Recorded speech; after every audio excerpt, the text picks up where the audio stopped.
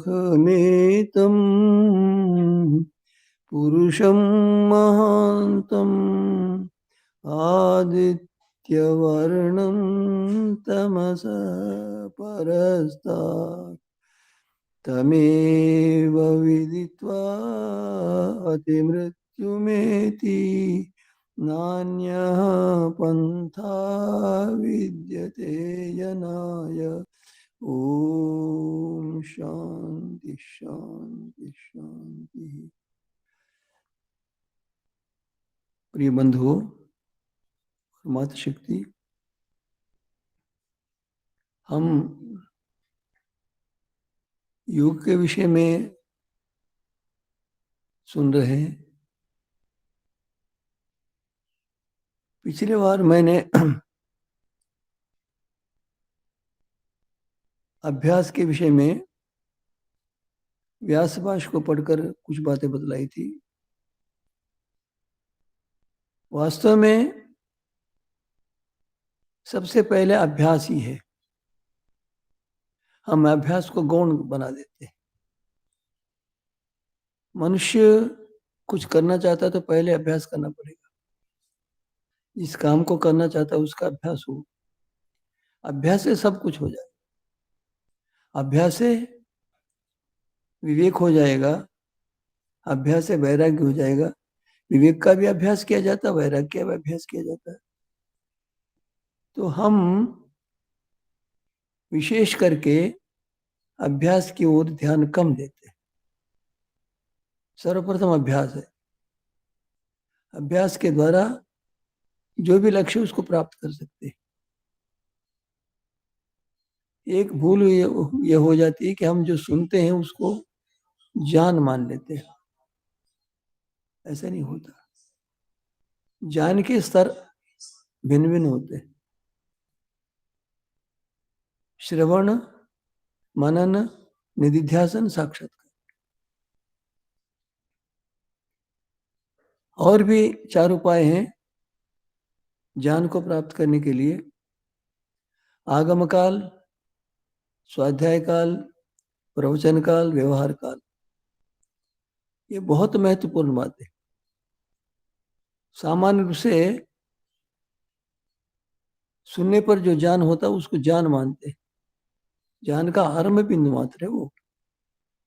व्यवहार काल में वो उपयोग नहीं दे सकता, उससे उपकार नहीं हो सकता। आगम काल किसको कहते हैं? गुरुमुख के द्वारा जो ज्ञान हमको प्राप्त हो सके, आगम काल। अथवा पुस्तक पढ़ने से, अथवा सृष्टि को देखने से। और फिर क्या है? स्वाध्याय काल। उस पर चिंतन करना होता है। जो हमने सुना है, जो देखा है, उसका चिंतन करना पड़ेगा। स्वाध्याय स्वयं ही उसका चिंतन करें। जो भी विप्रतिपत्तियां दिखती हैं उस पर चिंतन करें। परस्पर हमारा जन अविरुद्ध हो।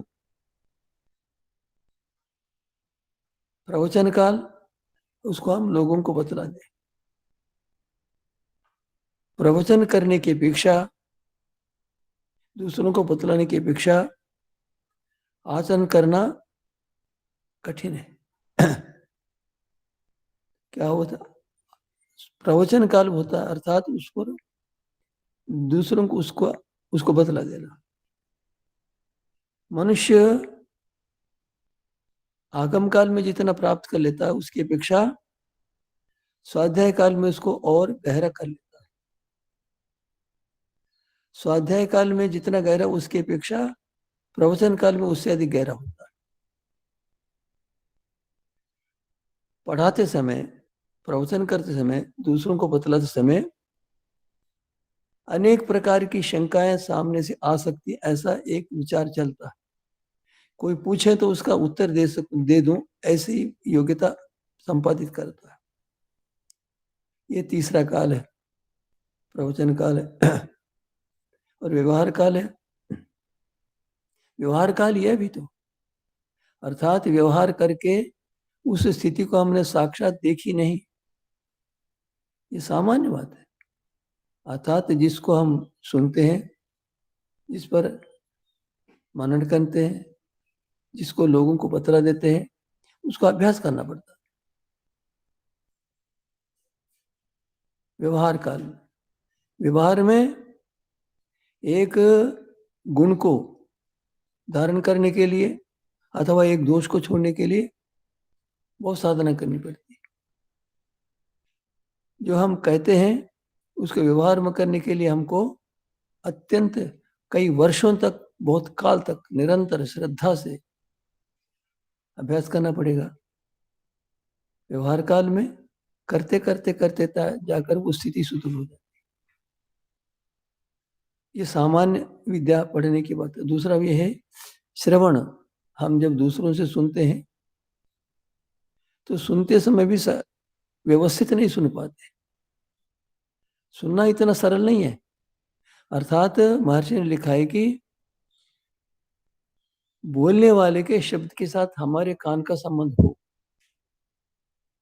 उससे पहले क्या होता है, आत्मा पहले बुद्धि से विचार करके निश्चय करता है। निश्चय करने के पश्चात उस निश्चय के अनुकूल मन को प्रेरित करता है जीवात्मा, और मन किसी एक इंद्रिय से संबद्ध हो जाता है। जैसा मान लीजिए देख रहे हैं तो विषय से संबद्ध हो जाएगा, रूप से संबद्ध हो जाएगा, अथवा सुन रहे हैं तो शब्द से संबद्ध हो जाएगा। हम आचार्य के मुख से सुन रहे हैं, व्याख्याता के मन वाणी से सुन रहे हैं, किसी और के मुख से सुन रहे, तो पहले निर्णय करना सुनना है। सूक्ष्म विषय, सुनने का निर्णय कर लिया, अब इच्छा हो गई तो सुन लिया, नहीं तो नहीं, ऐसा नहीं होता, सुनना ही चाहिए। तो सुनने का निश्चय कर लिया, फिर उसको मन को प्रेरित कर दिया। यदि सुनने के विषय में निश्चित नहीं हुआ तो हम मन को घुमाते रहेंगे, नहीं सुनेंगे। सुनने का निश्चय करना पड़ता है, सुनेंगे। उसके पश्चात मन को नियुक्त किया, और मन को नियुक्त किया तो फिर बैठकर संस्कारों को इधर उधर करने लगे, करके फिर मन को वहां से हटा दिया। स्वयं ही करता है वो। उसके पश्चात वो शब्द के साथ संबद्ध करता है मन को, और जो पढ़ाने वाला होता है, उपदेश देने वाला होता है, वो शब्द को सुन पाता है, और शब्द को कान में आने के पश्चात वो कान एक प्रकार से मन को अर्पित कर देता, मन आत्मा को अर्पित कर देता, तब आत्मा को जान होता। लंबी प्रक्रिया, क्षण में हो जाता सर, किंतु एक इस क्रम को जाना पड़ेगा। अत्यंत सतर्क होकर एक एक शब्द को सुनना पड़ेगा। सुनना सरल नहीं है, सुनने के लिए बैठना पड़ता है, साधना करनी पड़ती है, ठीक ठीक सुनना पड़ता है। सुनते समय विषय समझ में नहीं आने पर निद्रा आ जाती है। अर्थात जिज्ञासा है फिर भी सामर्थ्य नहीं है बौद्धिक, तो निद्रा आ जाती है, सुन नहीं पाता। तो इस प्रकार हम पहले सुन लेते हैं, उसके पश्चात सुनने के पश्चात मनन करते हैं। सुनाने वाला, पाठ पढ़ाने वाला, व्याख्यान देने वाला, बतलाने वाला अपने सर पर बात बतलाता है, उसको जानना कठिन है। उसका जो ज्ञान हमको प्राप्त हो रहा है, हम तो उस विषय में विद्यार्थी हैं, तो हमको उसके एक एक शब्द पर ध्यान देकर सुनना होगा। अच्छे प्रकार सुनने के पश्चात,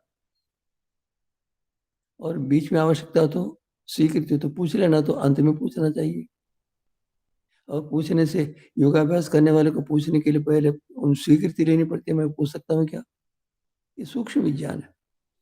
तो फिर उसके पश्चात मनन करता है, जो जो शब्द अर्थ संबंध उन्होंने सुना है, उस शब्द का किसके साथ संबंध है, और उसकी किस अर्थ का किस ज्ञान से संबंध है। शब्द पृथक है, अर्थ पृथक है, ज्ञान पृथक है, दोनों का संबंध पृथक है। इस प्रकार बहुत गहरा से विषय को चिंतन करके जान लेता, और निधिध्यासन हो गया। उसके पश्चात पूर्ण रूप से मन को उस पर एकाग्र करके अन्य विषय पर न ले जाते हुए घंटों तक या दिनों तक भी कर सकता है, निधि ध्यासन कहते हैं। निधि ध्यासन के पश्चात क्रम का अभ्यास, साक्षात्कार का कर्म, उसको साक्षात उसने देख लिया, साक्षात देख लिया, उसमें फिर भी समस्या आ जाए। क्या समस्या है? पिछले संस्कारों के कारण से वितर्क हो जाएगा, विरुद्ध तर्क उठा, ऐसा क्यों ना करे, ऐसा क्यों नहीं हो सकता, ऐसा क्यों होगा। इतना गंभीर विषय है योग विषय। महर्षि अग्निवेश ने चरक संहिता में लिखा है, अध्यात्म विद्या विद्याना, संसार में जगत में अनेक प्रकार की विद्याएं, कहते हैं कि वास्तव में विद्या अध्यात्म विद्या ही है, महान सिद्धांत है। यदि मनुष्य इसको समझ ले अच्छे प्रकार से, तो प्रत्येक व्यक्ति आध्यात्मिक ज्ञान के लिए प्रयत्न करेगा। ऋषि महर्षियों ने अथवा वेदों में जो कथन किया है, उसको अपनाने के लिए लगभग केवल ब्रह्मचर्य का पालन करना जीवन पर्यंत, ऐसी ऊंची स्थिति आ जाए। तो हमको सबसे पहले या अंत तक अभ्यास ही करना चाहिए, क्योंकि हमारा अभ्यास न्यून होता है। न्यून होने से क्या होता है? अज्ञान के हमारे भीतर बैठे हुए संस्कार हैं, बदल देते हैं, प्रभावित करते हैं, हमारी जान को दबा देते हैं। अब ज्ञान भी कैसा होता है? महर्षि मनु ने कहा है कि अनभ्यासेन वेदानाम आचार्य सवर्जनात्, अनभ्यासेन वेदानाम आचार्य सवर्जनात्, आलस्यादन्न दोषाच मृत्यु विप्रांत जिगंसति। बहुत बड़ा सिद्धांत। अनभ्यासेन, एक विद्या हमने पढ़ी, बहुत काल तक उस पर ध्यान नहीं दिया, उसको छोड़ दिया, क्या होता है? हमने कर लिया, सुन लिया, कुछ कर लिया, फिर इसमें विघ्न आ गया, पूर्वजन्म के संस्कार प्रबल हो। संस्कारों पर संस्कार, संस्कारों पर संस्कार करते जाने से अज्ञान का जो मूल होता है वो सूख जाएगा, अज्ञान नष्ट हो जाता है। नहीं तो क्या होता है? एक दृष्टांत देता हूं। सांख्य शास्त्र में आता है, संभवतः महाभारत में इसका होगा इतिहास। सौभरी नाम के कोई ऋषि थे, वो साधना करते थे और भिक्षा के लिए बाहर जाते थे। तो जाते समय ऐसा आता प्रसंग कि नदी, छोटा सा नाला चल रहा, नाली होगी, उसमें छोटी छोटी मछलियां किरौली कर, गमन इधर इधर ऐसा घूम। तो बहुत अच्छा दिखा, मछलियां प्रसन्न है, खेल रही हैं, आनंदित है। ये आ गया, आया नहीं, मन में संस्कार जो छिपा हुआ था, जिसको पकड़ नहीं पाया, निर्मूल नहीं कर पाया, और उसको आत्मा ने ऊपर उठा दिया। आत्मा ही करता है, आत्मा ही वही आत्मनो बंधुर, आत्मा ही भूरी पर आत्मा। आत्मा आत्मा उद्धरेद आत्मनात्मानम नात्मान अवसादेत, अपने आत्मा को स्वयं ही उद्धृत करे, ऊपर उठावे साधना के द्वारा, आचरण के द्वारा। नात्मान अवसादित, आत्मा को किसी प्रतिकूल कार्य करके, विचार करके नीचे नहीं गिराना चाहिए। आत्मा ही वही आत्मा ने बंधु, आत्मा ही आत्मा का बंधु है, आत्मा ही वरिपुर आत्मा, आत्मा ही आत्मा का शत्रु है। तो हमें इस विषय में बहुत सूक्ष्मता से जानना पड़ेगा। महर्षि सौभरी के मन में पता नहीं कहाँ छिपा हुआ कितना छोटा संस्कार था जागृत हो। तो भिक्षा के लिए जाने वाले थे, वहां चले गए और वहां जाकर उन्होंने कहा कि राजा से कहा बतलाते, तुम्हारी पुत्री से मेरा विवाह होगा। हो गया। वर्षों तक जीवन व्यतीत किया।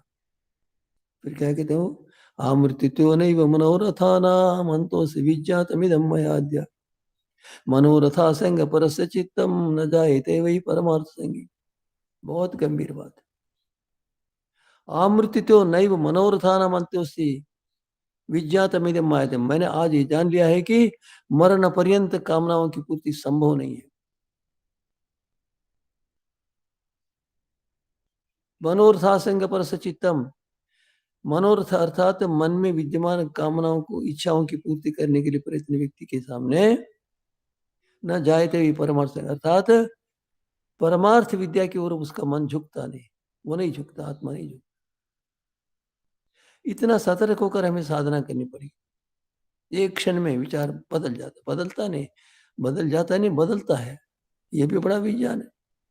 अर्थात मनुष्य के मन में इतने सूक्ष्म होते संस्कार, इतने गहराई में होते हैं, उनको खोद को वर्षों तक साधना करने से किसी प्रलोभन के सामने न झुकने योग्य, किसी प्रकार संसार की ओर न झुकने योग्य ऐसी स्थिति आ जाती। इसीलिए अभ्यास प्रधान है, सब कुछ अभ्यास है। आप अभ्यास प्रारंभ कर दीजिए, आप विवेक की चिंता न करिए, वैराग्य की चिंता न करिए, अभ्यास रखिए। अभ्यास से विवेक दूर नहीं रहेगा, अप्राप्य नहीं रहेगा, और ज्ञान वैराग्य अप्राप्य नहीं रहेगा। अभ्यास से सब कुछ होता है। इसलिए हमें, मैंने सांख्य दर्शन में कई प्रकार की सिद्धियां बतलाई, और सिद्धियों के कारण से मनुष्य भटक जाता, तुष्टियां, सिद्धियां पता नहीं कितनी कितनी। तो मनुष्य के मन में, मैं इससे पहले बतलाया था, एक ऋषि हुए, उन्होंने कहते 10 साल के पर्यंत योगाभ्यास करके न अनेक प्रकार के जन्मों को धारण किया, अनेक प्रकार के सुखों को प्राप्त किया, उनको संस्कारों का ज्ञान हो गया। लोगों ने पूछा कि क्या हुआ? कहते जो मैंने देखा, मैंने प्रकृति को वशीकरण कर लिया, प्रकृति को जीत लिया ना, फिर भी मेरा ज्ञान नहीं छूटा। आपने जो बहुत बड़ी सिद्धि प्राप्त की थी, और फिर संतोष सुख भी आपको प्राप्त करते, संतोष सुख की अपेक्षा तो ठीक है, किंतु वास्तव में सारे के सारे दुखी। अक्षमात्र कल्प ही विद्वान, नेत्र का जो पलक होता है, उसमें एक छोटा सा बाल का किनारा कटा हुआ गिरते ही दुख हो जाता, दर्द होता, देख नहीं सकते, मसलना पड़ता है। वही अंश शरीर के दूसरे भाग पर कुछ नहीं, क्योंकि शरीर के अन्य भाग इतने कोमल नहीं है जितना कि आंख का पलक भीतर का होता है। ये उदाहरण है। तो अत्यंत सूक्ष्म विज्ञान के द्वारा सतर्क होकर मनुष्य को पकड़ पाता है, मनुष्य पकड़ पाता है इस प्रकार के गहरे में अनेक जन्मों के। तो मनुष्य साधना निरंतर करे, दीर्घ काल आसेविता, पूर्ण रूप से दीर्घ काल तक, अर्थात जो यम नियमों का पालन करता है, वेद के अंगों का पालन करता है ना, योग के अंगों का पालन करता है, तो पूर्ण असमन्तात आसेविता,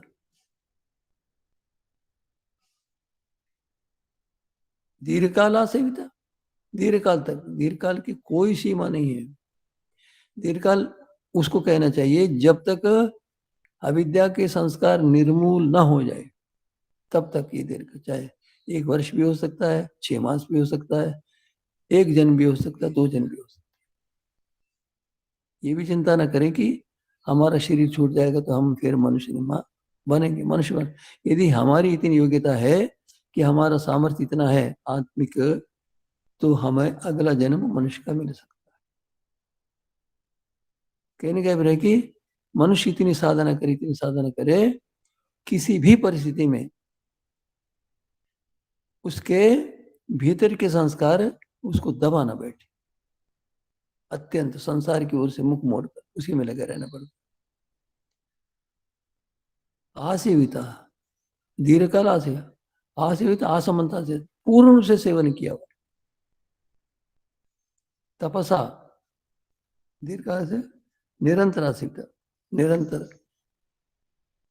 यदि मध्य में छोड़ दिया तो पिछले संस्कार प्रबल हो जाते हैं, और कभी कभी ऐसा हो जाता है कि उसको फिर योगाभ्यास करने की रुचि भी समाप्त हो जाती है। कई बार ऐसा हो जाता, देखा जाता।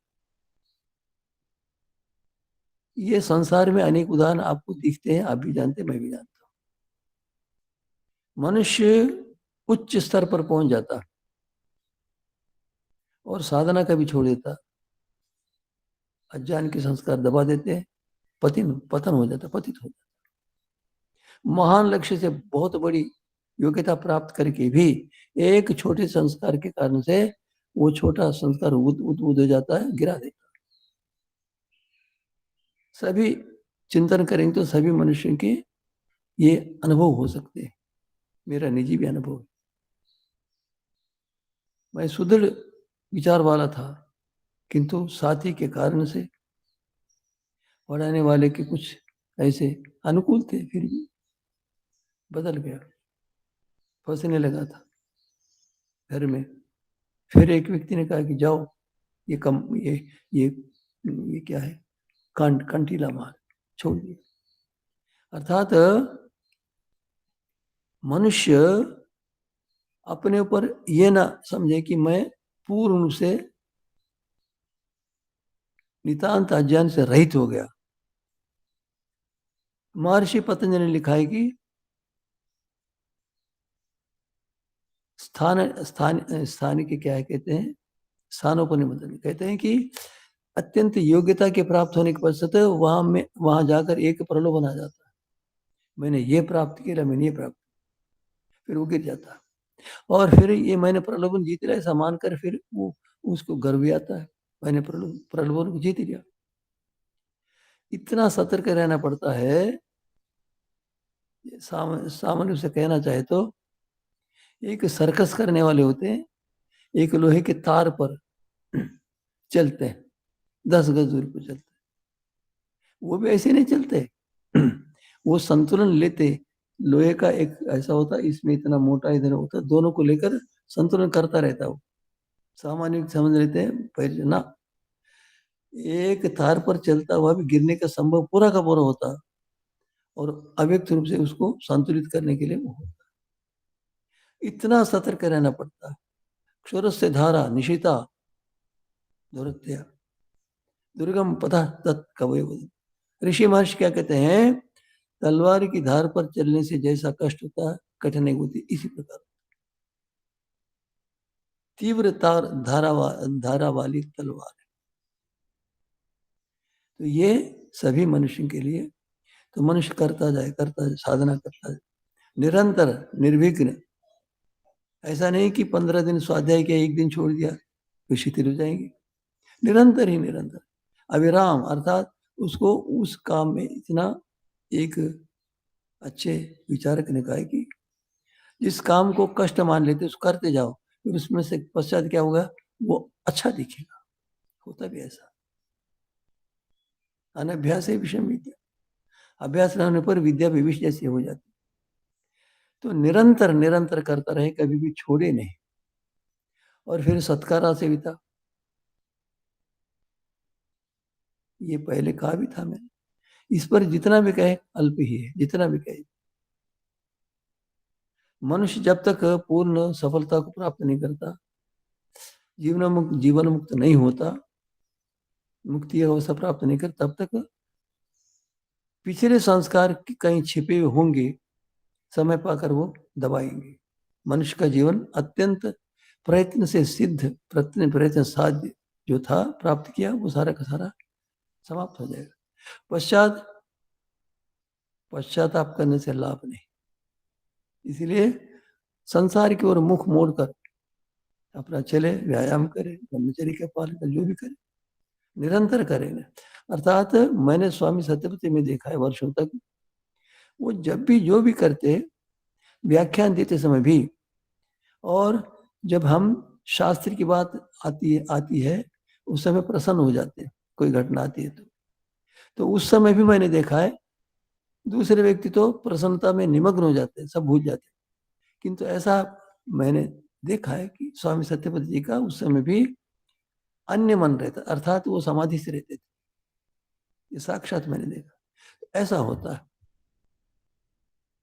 वो साधना का फल होता है। साधना करते रहे, निराश नहीं, कभी निराश नहीं।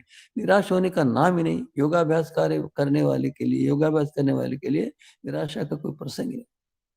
स्वल्प में पैसे धर्म से त्राहिते मन, कहते आचरण किया हुआ धर्म का एक अंश भी, एक क्षण का अंश भी हमको सहायता करता है, महान से महान दुख से बचाता है। हमें इतना आशावादी होकर रहना चाहिए, निरंतर करना चाहिए। किया हुआ पुरुषार्थ व्यर्थ नहीं जाता। इस प्रकार करके श्रद्धा से, निष्ठा से, गुरु जी कह रहे हैं, आचार्य जी कह रहे हैं, अध्यापक जी कह रहे हैं, सरकार का शासन ना, स्वयं अपना कर्तव्य समझकर फिर लोकेशना से लोग समझ लेंगे मुझे चाहिए भी होता है। लोकेशना बहुत बड़ी सूक्ष्म बात है। मनुष्य लोकेशना से मुक्त नहीं हो पाता। मैं ऐसा वस्त्र पहनूंगा, ऐसा बैठूंगा, ऐसा करूंगा तो लोग क्या समझेंगे, ये बहुत, ये लोकेशन अर्थात स्वामी सत्यपति ने लिखा है कि निष्काम कर्म भी, निष्काम कर तो लोग ये समझ लेते हैं कि कामना से रहित होकर ना, कामना होती है। क्या कामना होती है? मैं बंधनों से मुक्त हो गई होती। यदि कामना ना हो तो, वेद पढ़ने की इच्छा ना हो तो फिर क्या करोगे? करना पड़ेगा, वहां तो इच्छा होती है। अर्थात निष्काम का अभिप्राय है कि सांसारिक पदार्थों को प्राप्त करने की इच्छा का समाप्त होना। इस प्रकार निष्काम कर्म के लिए साधना करने पर भी कभी कभी ऐसा हो जाता है, एक क्षण के लिए भरे विचार आ जाता, फिर वो मानसिक च्युत हो जाता। प्रातःकाल उठकर पढ़ने वाले, विशेष करके वेद वेदांग व्याकरण पढ़ने वाले, शास्त्र पढ़ने वाले गुरुकुल वाले ब्रह्मचारी निद्रा को कम करके जागते रहते, पढ़ते रहते हैं। कभी ऐसा हो जाता है, ऐसा हो जाता है, बस एक स्वप्न आ जाता है, जैसा एक मानो चित्र आ गया होगा। इतना सूक्ष्म होता, अर्थात मन में बैठे हुए संस्कार इतने सूक्ष्म होते हैं, इतने गहराई से गहराई में बैठे रहते हैं, इतने प्रबल होते हैं एकदम। उनको स्वयं उसने संपादित किया था, स्वयं ही उनको ले आता है, विवश होकर, अवश्य होकर, अधिकार न रहकर, तो उनको दूर करना पड़ेगा। और ये भी बात है कि मनुष्य आत्मनिरीक्षण करने का प्रयास करता है। एक तो करने की इच्छा नहीं रहती लोगों की, सामान्य बात। बहुत काल तक भी मनुष्य की आत्मनिरीक्षण करने की इच्छा नहीं, बहुत बड़ी योग्यता को प्राप्त है, उसमें भी ये होता है, अपने को दोषी सुनना नहीं चाहता। ये घटना महर्षि दयानंद की बतलाऊं। सर्वज्ञ परमात्मा है और कोई नहीं, ऐसा सुनते हैं। ऐसी घटना आती है, महर्षि दयानंद जी बोलते बोलते कहीं अशुद्ध उच्चारण कर गए, होता है। तो एक सामने बैठा हुआ श्रोता था, स्वामी जी आपने अशुद्ध किया, ठीक है। स्वामी जी आपने अशुद्ध किया, ठीक है, कई बार कहा। तो कहते हैं स्वामी जी ने कहा, देखो आप ऐसा मत कहना बार बार, और मैं चाहूं तो इसको शुद्ध सिद्ध कर सकता हूँ। ओहो हो, कितना जानता स्वामी जी, कितना पांडित्य, कितना तर्क था। बतला भी दिया और असत्य, अपने जो अशुद्ध उच्चारण था उसको मान लिया। ऐसा होता है, अर्थात केवल परमात्मा को साक्षी मानकर ही करता हूं, भूल हो गई तो मान लेता। तो इस प्रकार करते करते करते करते कोई संस्कार आ जाता है, तो उसके कारण से मनुष्य फिसल जाता है। श्रद्धा पूर्वक परमेश्वर की आज्ञा मानकर, उसे क्या है, परमेश्वर की आज्ञा, ताकि मैं दुखों से, ये नहीं मुझे मुक्त आगे चलकर आ जाएगा, मुझे मुक्ति मिलेगी या मुझे वो मिलेगा, मुझे वो मिलेगा, मुझे ना, केवल एक इच्छा है कि मेरा ज्ञान मिट जाए, मैं निर्भ्रांत ज्ञानी हो जाऊं, ये परमात्मा को प्राप्त करूं, परमात्मा को प्राप्त करूं। बहुत गहरा विषय है। सभी व्यक्ति इस स्थिति को प्राप्त कर सकते हैं। निष्ठा से, नियम पूर्वक पालन करते रहने से, श्रद्धा से करने से मिल जाता। तो जो भी सुन रहे महानुभाव इस बात पर विशेष विचार करें कि ये मैं जो बता रहा हूं आपके लिए श्रवण जनित ज्ञान है। जो भी सुन रहे आपके लिए श्रवण जनित ज्ञान है। तो सत्कार सविता अत्यंत श्रद्धा से, तपस्या से, ब्रह्मचर्य से, विद्या से, विज्ञान से, तपस तपस्या, ब्रह्मचर्य, विद्या और श्रद्धा। श्रद्धा किसको कहते हैं? जो सत्य उसको मान लेना, चाहे कोई सामने वाला कुछ भी मानता रहे, कुछ भी कहता रहे। तो इस प्रकार करने से सफलता मिल जाती। सफलता नहीं मिलती इसकी बात ही नहीं। अत्यंत निम्न स्तर पर पहुंचा हुआ मनुष्य भी, प्रतिदिन केवल पाप ही करता ऐसा मनुष्य भी इसको अपनाने लगेगा, उसका ज्ञान बढ़ेगा। और जो अनुभव अच्छा शुभ करते समय, अच्छा करते समय जो उसको संस्कार मिला, उस संस्कार के आधार पर आगे चले।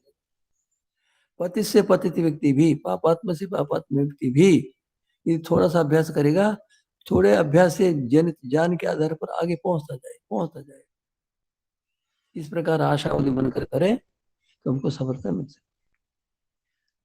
नहीं रंजन, अच्छा आगे क्या कहते हैं?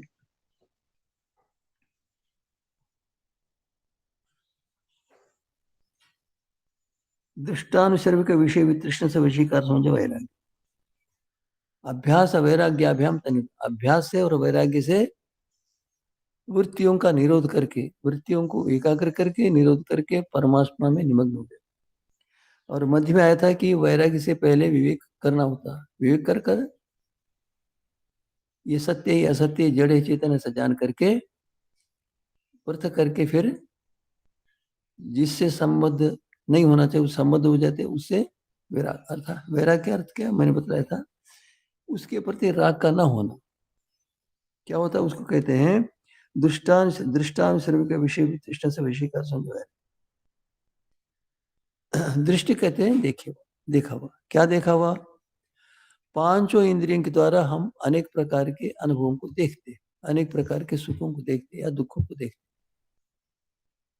दृष्ट दुख से तो दुख से तो संबंध नहीं होना चाहता, किंतु सुख से संबंध होना चाहता।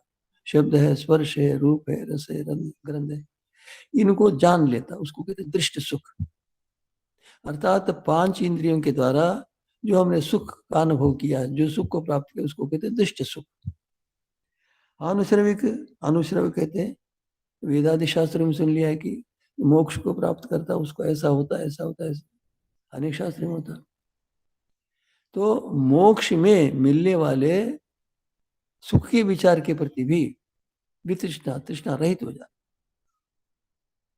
तृष्णा कहते हैं और चाहूं, और चाहूं, और ले लो, और ऐसी आशा, इच्छा। सुख के पीछे रहने वाली तृष्णा की कही जाती। सुख को सुख के साधन, सुख को अनुभव करने के पश्चात सुख और सुख साधन, सुख के साधनों के प्रति जो आकर्षण होता है उसको कहते हैं तृष्णा। राग भी कह देते हैं। दुष्ट अनुश्रवी के विषय से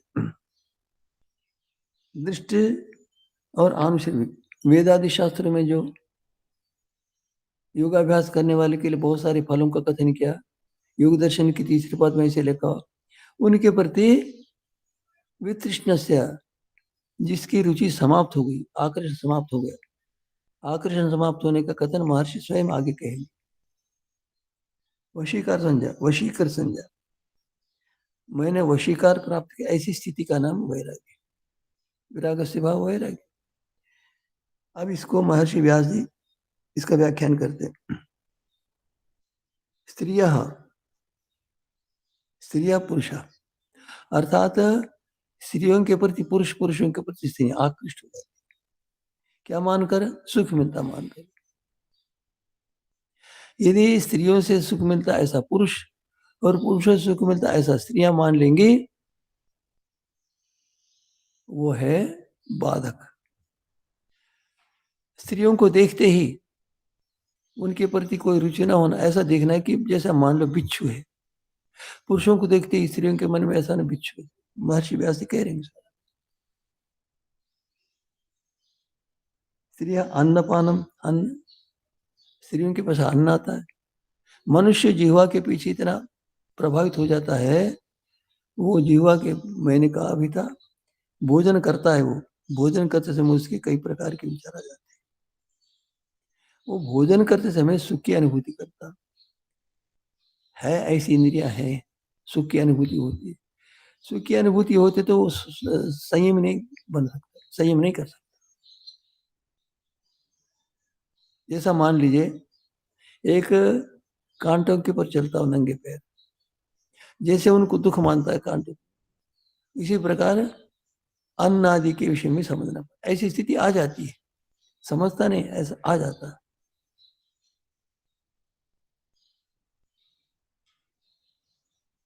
उसके द्वारा होने वाली हानि को, दुख को जानता है, साक्षात हो जाता है, उसे उसे कुछ नहीं होता।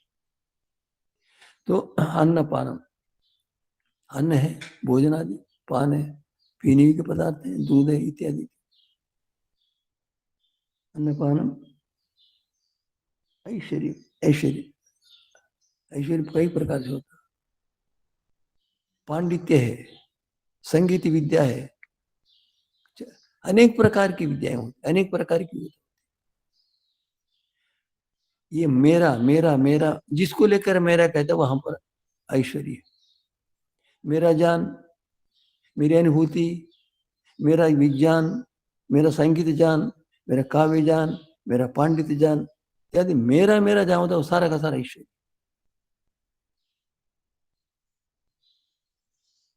धन है, संपत्ति है, भूमि है, चक्रवर्ती राज्य है, ये सारे के सारे ऐश्वर्य। मेरा जहां होता वहां ऐश्वर्य। स्वस्वामी संबंध महर्षि कहते हैं, अर्थात स्व, ये ये स्व है,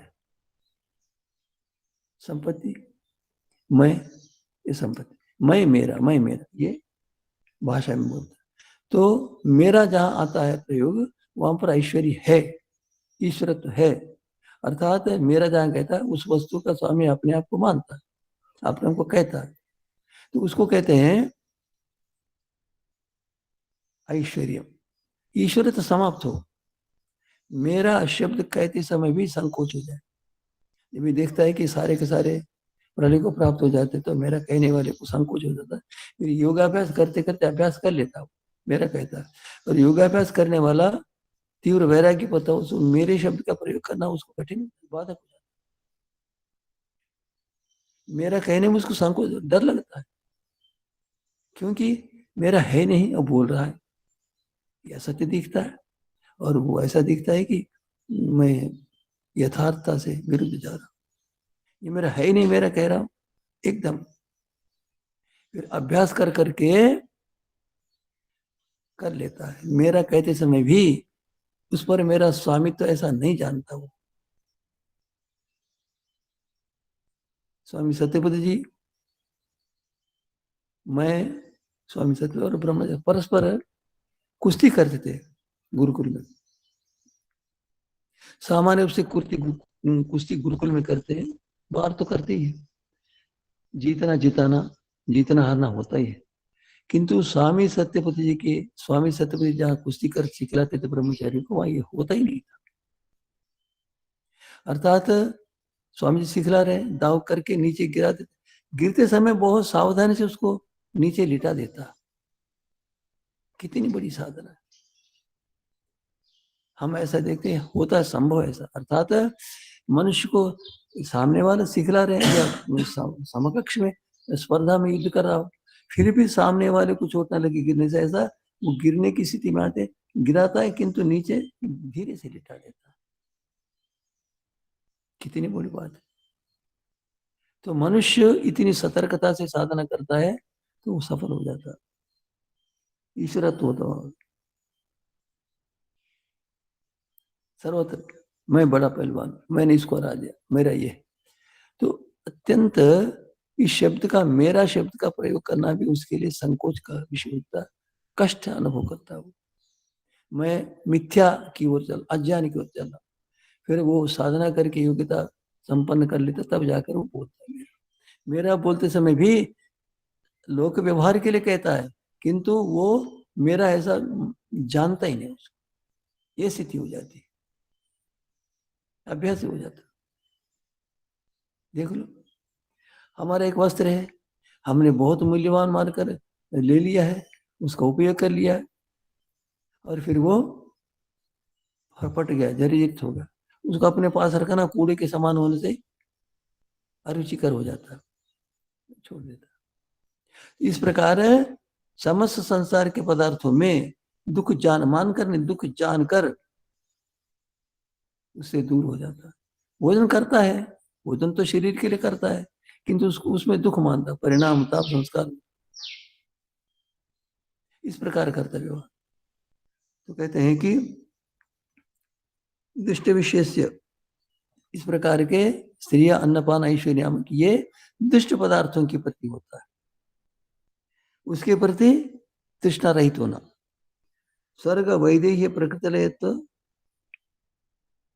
प्राप्त हो, स्वर्ग है, सुख विशेष है, स्वर्ग में ये होता है, वो होता है, वो होता है, तो वृद्धावस्था नहीं होती, भूख नहीं। वैदेह्य, विदेह नाम की एक स्थिति होती है, समाधि की स्थिति, और प्रकृति ये भी स्थिति आती, भव प्रत्यय विदेह प्रकृति। एक योगाभ्यास में एक विशेष स्थिति योग्यता प्राप्त हो जाती है, उससे होने वाले फलों को देखकर उसके प्रति रुचि बढ़ा देता, आकर्षण हो जाता, राग हो जाता। तो उनकी प्राप्ति होने पर भी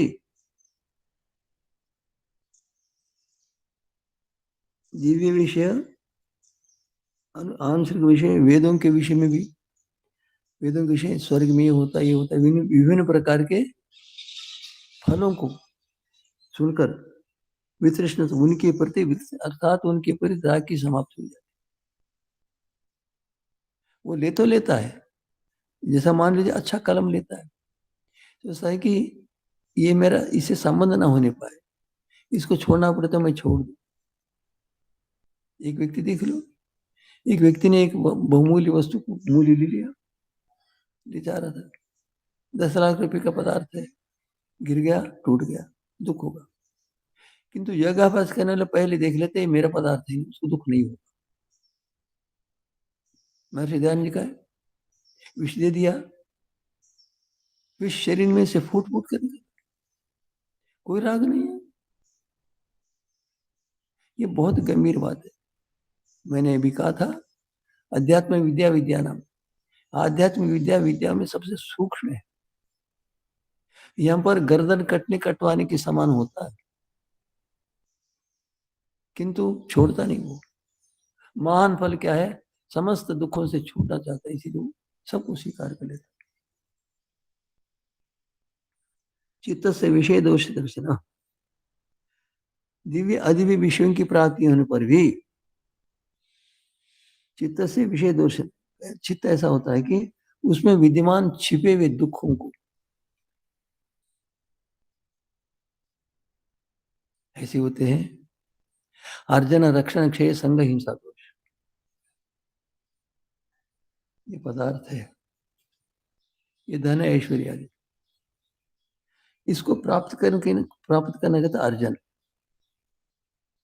अर्जन कर लिया हमने, रक्षण, इसकी रक्षा करनी, अर्जन करना बड़ा कठिन काम है। एक विद्यार्थी मेरे पास से छिप कर चला गया, भाग गया, तो जाकर पूछा क्यों, कहती कि मैं धन कमा कर, ये जो ट्रैक्टर लारियां हैं उसको कमा कर खरीदूंगा, धन कमाऊंगा, प्रचारक को बुलाकर प्रचार करूंगी, साक्षात उसने कहा। तो अर्जन करना, मैंने कहा धन कमाना सर नहीं है कितने प्रकार से परिश्रम करना पड़ता है, कितना सतर्क होता है, कितना सतर्क होता है। धन कमा कर रख लिया आपने, आज कैसा होता है, आपके कोष में 10 करोड़ रुपया है, 50 अरब रुपया है, दे गया, साइबर दोष के तहत पता नहीं क्या करना, अब क्या हो गया। एक तो अर्जन कठिन है, फिर तो रक्षण, उसकी सुरक्षा करना बड़ा कठिन है। आपको मिल गया, पारितोषिक मिल गया, 10 तोले का सोना मिल गया, अब उसकी रक्षा करो, तो रक्षा करना बड़ा कठिन है। अर्थात कोई व्यक्ति दान देने लगता है ना 10 लाख करोड़ रुपया, ऋषि योगी जन जन बाहर मान लेता, चलो रखना पड़ता बात, किंतु उससे सुख मिलेगा ऐसे नहीं। रक्षण करना बड़ा कठिन काम, क्षय, और रक्षण करते तो उसको रख लेते हैं सुरक्षित, वो क्षीण होने लग जाता। आज ये वस्तु है, 10 वर्ष के पश्चात इतना सुदृढ़ नहीं रहेगा ये पदार्थ, क्षय क्षीण होने लगता, तब दुख होता। अर्जन करने में कष्ट हुआ, रक्षण करने में कष्ट हुआ, क्षय होने पर देखकर कष्ट हुआ। संग, उसके साथ संबंध होते मेरा मेरा मेरा मेरा, ये संबंध होते। इन दोषों को देखकर वो अर्जन करना बंद कर देगा, तत्व ज्ञान को तो प्राप्त करेगा, इन सांसारिक पदार्थों को प्राप्त करना नहीं चाहेगा, कर भी लेगा किंतु उनके प्रति ममत्व नहीं रहेगा।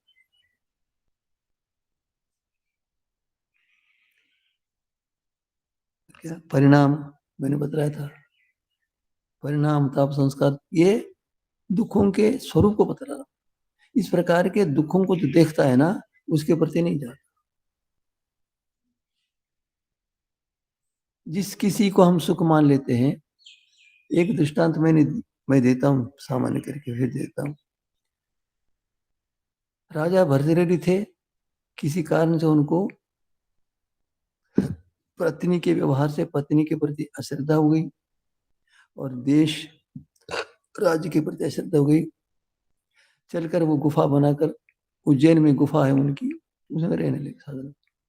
ऐसा कहते हैं कि एक बार जा रहे थे, सूर्य की किरणें पड़ रही थी, वहां पर एक रत्न जैसा दिखा।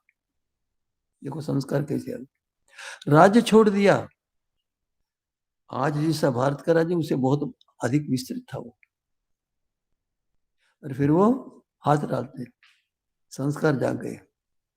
पता नहीं किस्से में कौन सा, मैंने सौबरी का बताया था ना, तो जाग जाते, हाथ डाला, किसी ने पान खाकर थूका था, दुख।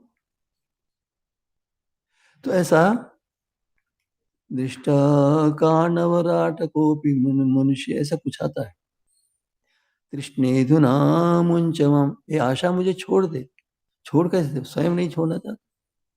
तो इस प्रकार तत्व ज्ञान प्राप्त करने से वास्तव में जो दुख होते हैं, सामान्य रूप से मनुष्य सुख मानता है, उन दुखों को देखता है तो उसके प्रति रुचि समाप्त, और संसार के समस्त पदार्थों के प्रति रुचि समाप्त हो जाती है। क्यों? अर्थात उनमें दुख दिखता।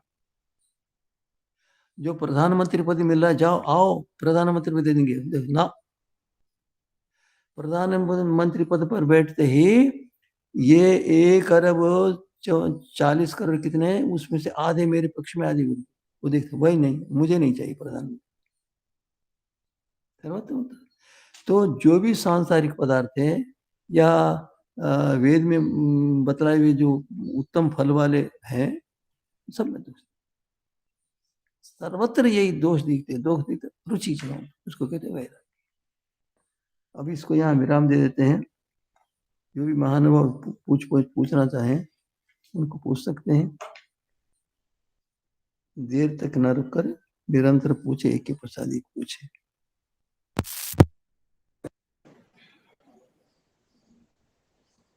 स्वामी जी नमस्ते। स्वामी जी నమస్తే నమస్తే చెప్పండి అమ్మా.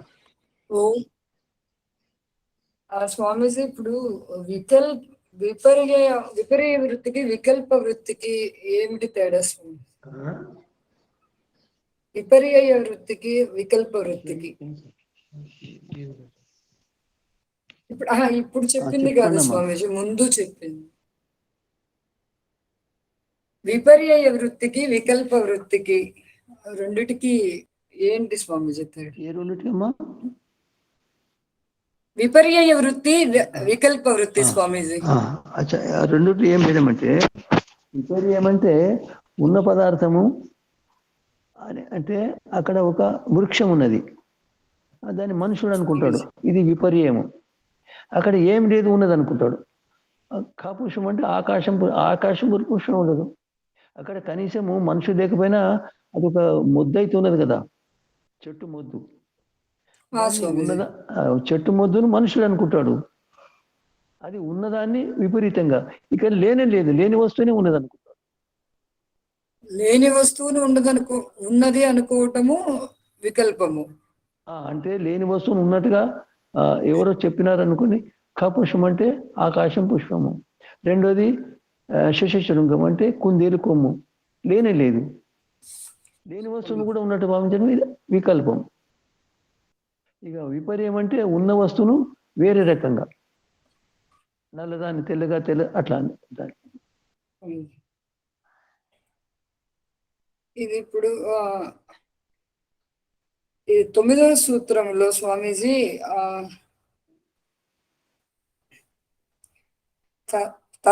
తథ్యత చైతన్యం పురుషస్య స్వరూపమితి యథా చితిరేవ పురుషస్తదా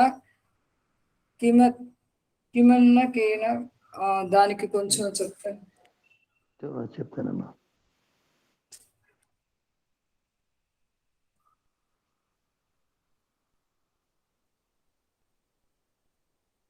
చైతన్యం పురుషస్య, అర్థమైనదమ్మా? అయితే చైతన్యం పురుషుని యొక్క లక్షణం అని అన్నారు. అది పురుషుడే చేతనమైతే చైతన్యం ఎక్కడికి వెళ్ళొచ్చు? ఇంకా చైతన్యం చైతన్యం అంటే చేతనత స్వామీజీ. చేతనం అంటేనే జ్ఞానం. అది చైతన్యం అంటే ఇంకేమొచ్చింది?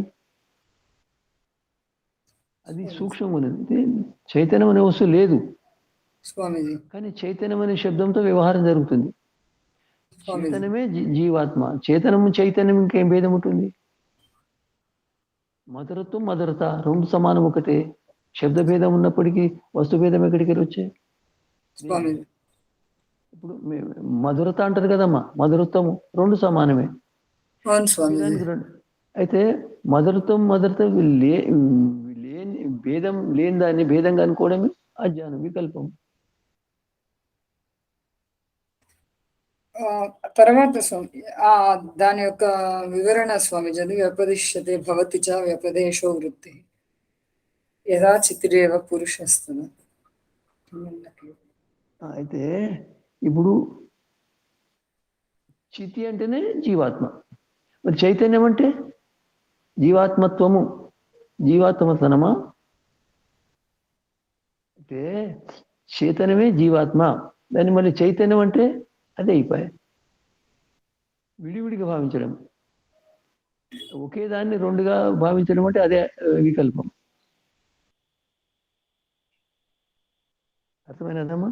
అర్థమైంది స్వామి. తర్వాత దాంట్లో చివరిలో నిష్క్రియ పురుష తిష్టతి అంటే నిష్క్రియ అంటే జీవాత్మలో క్రియ జరగదు. సమస్త పదార్థాల భౌతిక పదార్థాల క్రియ జరుగుతుంది. క్రియ జరిగి చివరికి అవి నష్టభ్రష్టమైపోతాయి. అట్లా జీవుల్లో క్రియ లేదు. ఇప్పుడు ఒక వస్తువు ఉంటుందమ్మా, జామ పండు ఉన్నది, వికృతం అవుతుంది, చెడిపోతుంది. అట్లా జీవుల్లో వికృతి ఉండదు. అనేక వస్తువులతో కలిసి సిద్ధమైన పదార్థంలో మార్పు వస్తుంటది లోపల. ఇక్కడ జీవుని లోపల మార్పు ఏం లేదు. ఇక్కడ జీవుల్లో మార్పు లేదు, కానీ ఉన్నదాన్ని అక్కడ అలా చెప్పడం వల్ల ఇక్కడ ఇలా జీవుల్లో అంటే జీవుల్లో ఇప్పుడు ఒక మామిడి పండు ఉందమ్మా, అది దాంట్లో కొన్ని దినాల తర్వాత పురుగులు వస్తే చెడిపోతాయి. దాని లోపల క్రియ జరుగుతుంది. అట్లా జీవుని లోపల క్రియ లేదు. అనేక అవయవాలతో సిద్ధమైన వస్తువులో ఆ వస్తువులలో మార్పు వస్తుంటది. ఇక్కడ అట్లేం లేదు, ఒకే వస్తువు కాబట్టి లోపల మార్పు ఏముండదు. అది ఇక్కడ వికల్ప వృత్తిగా చెప్పడానికి కారణము పురుషుణ్ణి చైతన్య అనేసి కారణం. అలా ఒకే శబ్దాన్ని రెండు విధాలుగా చెప్పి రెండు వస్తువులు అనుకుంటున్నాడు, లేనిది ఉన్నది అనుకున్నాడు. చైతన్యమే పురుషుడు, చైతన్యమే జీవాత్మ. అయితే చైతన్యం అంటే ఏమొచ్చింది దాంట్లో? అట్లా ఇప్పుడు పురుషుడికి క్రియలు లేనప్పుడు ఇక్కడ మరి పురుషునిలో క్రియ లేదు. లేదు స్వామీజీ, అతని లోపల స్వామీజీ జామ పండు లోపల వికృతి. అట్లా ఇప్పుడు చెప్పండి. పురుషులలో క్రియ లేదు అన్నప్పుడు మరి ఆత్మలో, ఇప్పుడు ఆత్మ ద్వారా బుద్ధికి, బుద్ధి ద్వారా మనస్సుకి మనకు అట్లా వెళ్తుంది కదా స్వామి. ఆత్మ కర్మ చేస్తుందమ్మా. ఆత్మ కర్మ చేయకపోతే కర్మ ఎవరు చేయాలి? కర్మ ఫలం ఎవరు ఇప్పుడు ఇక్కడ అనుభవించాలి? ఇక్కడ పురుషుడికి మరి అక్కడ ఆత్మకి ఇది ఇక్కడ ఇక్కడ చెప్పిన ఉదాహరణకి అది సంబంధం లేదా స్వామిజీ? ఇక్కడ తదా ప్రతిషిద్ధ వస్తు ధర్మ ఇప్పుడు నిష్క్రియ. ఇప్పుడు ఏంటంటే ఇప్పుడు ఒక జామ పండు దాంట్లో క్రియలు జరుగుతున్నాయి, వికృతం అవుతుంది అది. అట్లా జీవుని లోపల జీవుని వికృతం చేసే క్రియలు ఏమి లేవు. ఓకే, అఖండ పదార్థం కాబట్టి దాంట్లో క్రియ ఉండదు. జీవాత్మ క్రియ చేస్తుంది, స్వామిజీ కర్మేంద్రియాలు కర్మ చేస్తుంది, జ్ఞానేంద్రియాలు జ్ఞానం సంపాదిస్తుంది. అది క్రియ. స్వామిజీ కర్మలకు ఫలితం ఉంటుంది. కర్మ అంటే చేస్తేనే కదా కర్మలకు ఫలితం. కర్మ చేశాడు కాబట్టి కర్మ ఫలితం ఉంటుంది. స్వామిజీ. అట్లా అంటే ఇక్కడ పురుషుడు అంటే పరమాత్మ గురించి చెప్పడం జరిగిందా స్వామిజీ అక్కడ ఉదాహరణ చెప్పడానికి? లేదమ్మా, జీవాత్మ గురించి. జీవాత్మనే. జీవాత్మ నిష్క్రియ. స్వామి నిధిధ్యాసనం, ఇంకొక నిధిధ్యాసనం చేయడము ఉపాసన అవుతుందా స్వామీజీ? ఉపాసన చేయడం నిధిధ్యాసనం అవుతుందా స్వామీజీ? రెండిటికి ఉపాసన ఉపాసన సామాన్య వ్యక్తి కూడా చేస్తాడమ్మా, సామర్థ్యాన్ని బట్టి. నిధిధ్యాసనం అంటే అతను శ్రవణం చేసి మననం చేసి తెలుసుకున్న దాన్ని సాక్షాత్గా తెలుసుకుంటే నిర్వికల్ప సమాధిలో తెలుసుకోవడం అన్నట్టు. నిర్వికల్పం అంటే ఒకటమ్మా, ఇప్పుడు మన నేత్రేంద్రియము రూపంతో సంబద్ధమవుతుంది, అర్థమైందా? స్వామీజీ ఆ సంబద్ధమైన క్షణంలో కలిగే జ్ఞానము నిర్వికల్పం.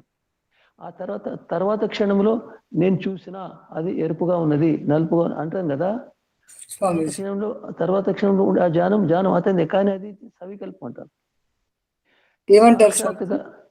సవికల్పం. అంటే కేవలము ఆ చూస్తున్నప్పుడు ఆ జ్ఞానమేమో అది చెప్పడానికి వీలుండదు, చూస్తున్నాడు అనుభవించే జ్ఞానం అది నిర్వికల్పం. తర్వాత చెప్పడానికి ప్రయత్నం చేయడానికి ఆ సమయం పడుతుంది కదా, అది ఇతరులకు చెప్తారు కదా, ఆ జ్ఞానాన్ని ఏమంటారు, అప్పుడు కూడా జ్ఞానం ఉంటుంది, కానీ అప్పుడు అనుభవిస్తున్న జ్ఞానంగా స్మృతి జ్ఞానం అయిపోయింది. ఏ క్షణంలో సాక్షాత్కరిస్తున్న జ్ఞానాన్ని అది నిర్వికల్పం, ఆ తర్వాత మరుక్షణంలో సవికల్పం. అట్లా. అంటే ఇప్పుడు మనం ఉపాసన వేరు, నిధిధ్యాసనం వేరు. ఉపాసన కన్నా మించినది నిధిధ్యాసనం అవుతుందా స్వామీజీ? మనం జ్ఞానాన్ని సంపాదించడం కానీ. ఉపాసన అంటే ఉపాసన అంటే మనం గురువు దగ్గర పాఠాలు ఉంటే అది ఉపాసన. ఇప్పుడు మనం భోజనం చేస్తున్నాం ఉపాసన, కానీ అది ఎన్ని విభాగాల్లో ఉన్నది.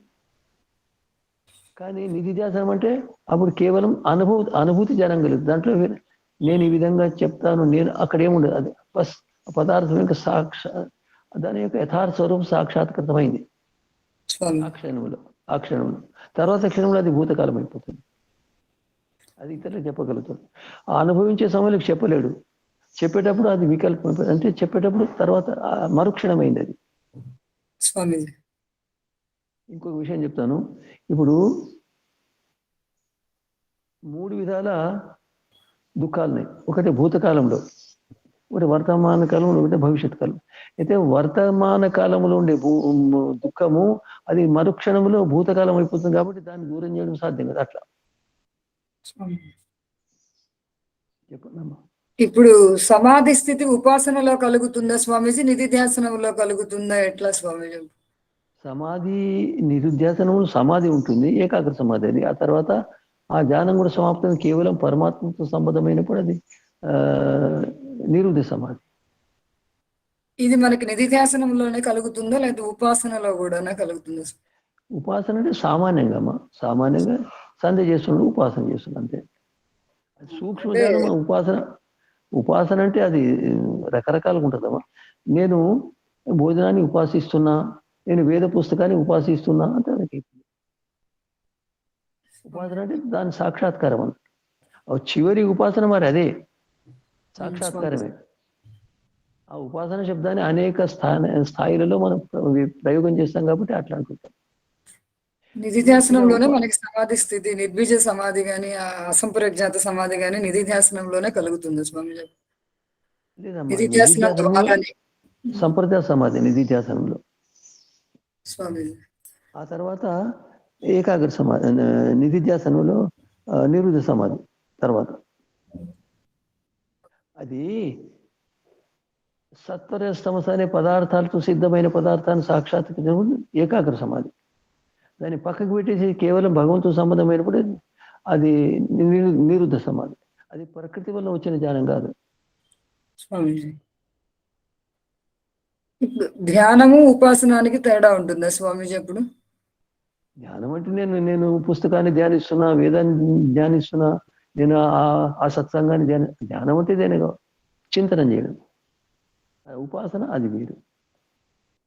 ఉపాసన మరి స్వామీజీ ఇప్పుడు ధ్యానం కన్నా ఇప్పుడు ఇప్పుడు మీరు చూడమ్మా, ఇప్పుడు స్తుతి ప్రార్థన ఉపాసన. స్వామీజీ స్తుతి వస్తువు యొక్క గుణాలను తెలుసుకోవడము, చెప్పడము. ప్రార్థన దాన్ని కోరడము, ఉపాసన దాన్ని పొందడం. ఉపాసన పొందడం. ధన్యవాదాలు స్వామీజీ. నమస్తే. శుభం శుభం శుభం. ఇంకెవరన్నా? స్వామీజీ ఓం నమస్తే. ఓం శుభం. చెప్పండి స్వామీజీ. ఈ రోజు పాఠంలో శబ్దము, అర్థము, జ్ఞానము ఈ మూడు వేరు వేరు అన్నారు స్వామీజీ. ఇప్పుడు శబ్దము అర్థము వేరు అంటే అది స్పష్టంగా నాకు అర్థమైంది, కానీ అర్థము జ్ఞానము రెండు వేరు అన్నది కొద్దిగా అర్థం కాదు స్వామీజీ. శబ్దము అంటే అర్థము జ్ఞానం రెండు ఒకటే కాదు. శబ్దం అంటే కేవలం చెవులతో గ్రహించబడేది శబ్దము. అవును స్వామీజీ. అర్థం అంటే స్పర్శ ద్వారా గాని నేత్రాలతో గాని లభించే జ్ఞానము అర్థం. అవును సార్. అర్థము జ్ఞానము భేదం, అవి రెండు కూడా వేరు అన్నారు. అర్థము జ్ఞానము వేరు, ఎట్లా వేరు అంటే ఏంటంటే అశ్వం అంటే ఈ వస్తువు, గౌ అంటే ఈ వస్తువు. అశ్వం అంటే గౌ కాదు, గౌ అంటే అశ్వం కాదు. ఆ రెండునే కదా శబ్దం అర్థం. అయితే ఆ రెండుకి దేనికి సంబంధం? ఇప్పుడు చెవులు లేనిది గుర్రము, చెవులు ఉన్నది ఆవు.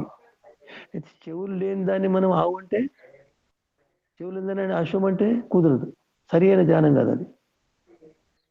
అర్థమైందా స్వామీజీ? ఇప్పుడు అది కూడా అశ్వం అని కూడా మనం శబ్దంతో అంటున్నాం కదా, శబ్దం వేరు దాని అర్థం లేదు. ఇప్పుడు శబ్దార్థ సంబంధాలు అన్నప్పుడు అది వేరే ఉంటుంది. అంటే శబ్దము మనం వినబడేది, అర్థం అంటే నేత్రాల ద్వారా కానీ స్పర్శ కానీ చూడబడేది. రెండింటి గల సంబంధము అది ఎట్లంటే, గౌ అనే శబ్దానికి కొమ్ము లేని గుర్రాన్ని అనుకుంటే అది సరైన జ్ఞానం కాదు. అయితే కొమ్ములు గల దాని అశ్వం అనుకుంటే సరైన జ్ఞానం. అంటే గౌ అంటే ఏ వస్తువు, అశ్వం అంటే ఏ వస్తువు, అది విడివిడిగా తెలుసుకొని ఆ శబ్దం వచ్చినప్పుడు ఇదే పదార్థం అని స్పష్టంగా తెలుసుకొని దాన్ని జ్ఞానం అంటారు.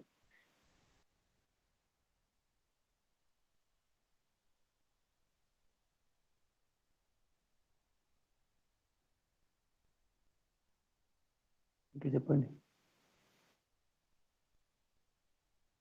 జ్ఞానం అంటే ఒక విధంగా వస్తువు యొక్క పరిజ్ఞానం కూడా అవుతుంది జ్ఞానం అంటే.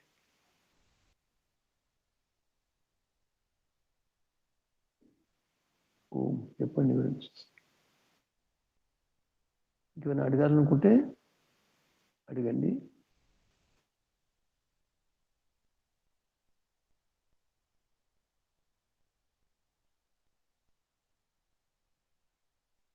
ఓం ఓం.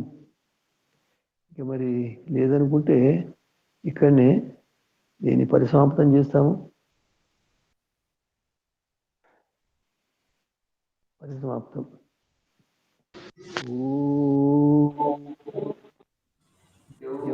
శాంతిరంతరిక్షం శాంతి, పృథివీ శాంతిరాపః శాంతిరోషధయః శాంతి, వనస్పతయః శాంతిర్విశ్వే దేవాః శాంతిర్బ్రహ్మ శాంతి, సర్వం శాంతి. శాంతిరేవ శాంతి, సా మా శాంతిరేధి.